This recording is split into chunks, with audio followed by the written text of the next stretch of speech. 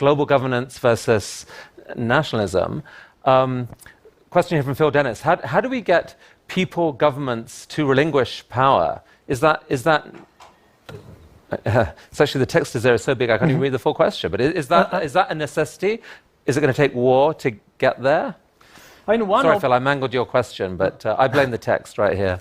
One option that some people talk about is that only a catastrophe can shake humankind and open the path to a real system of global governance. And they say that we can't do it before the catastrophe, but we need to start laying the foundations so that when the disasters strike, we can react quickly. But people will just not have the motivation to do such a thing before the disaster strikes.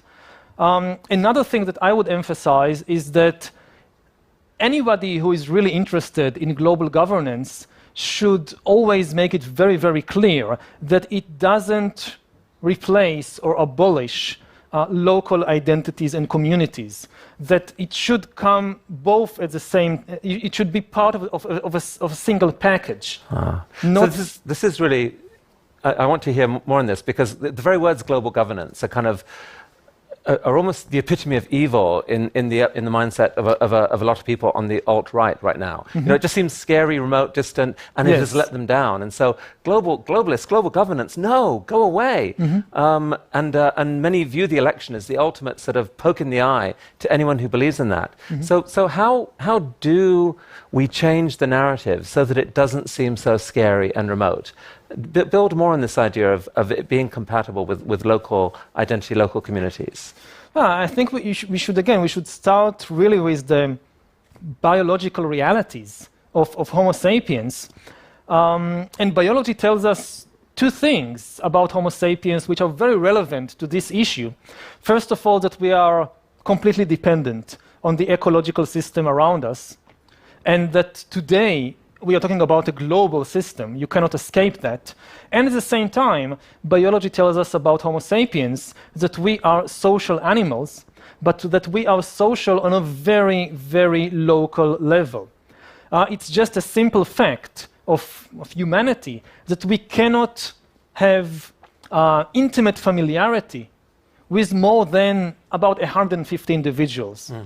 The size of the natural group, the natural community of Homo sapiens is not more than 150 individuals.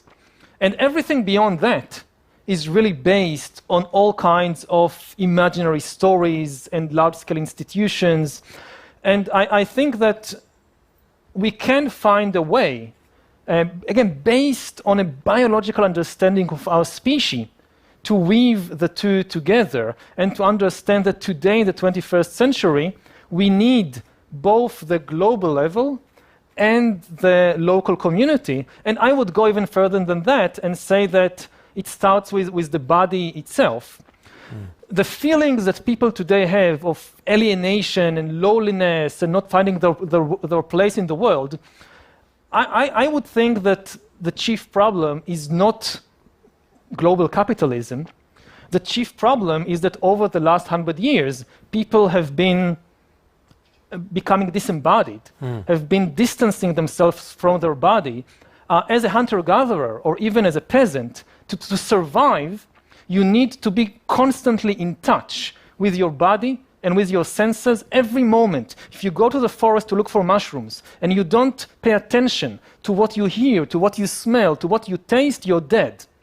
So you must be very connected. In the last 100 years, people are losing their ability to be in touch with their body and their senses, to hear, to smell, to feel. More and more attention goes to screens, to what is happening elsewhere some other time. This, I think, is the deep reason for the feelings of alienation and loneliness and so forth. And therefore, part of the solution is not to bring back some mass nationalism, but also to reconnect with our own bodies. And if you're back in touch with your body, you'll feel much more at home in the world also. Well, depending on how things go, we may all be back in the forest soon. We'll see. We're going to have one more question in the room.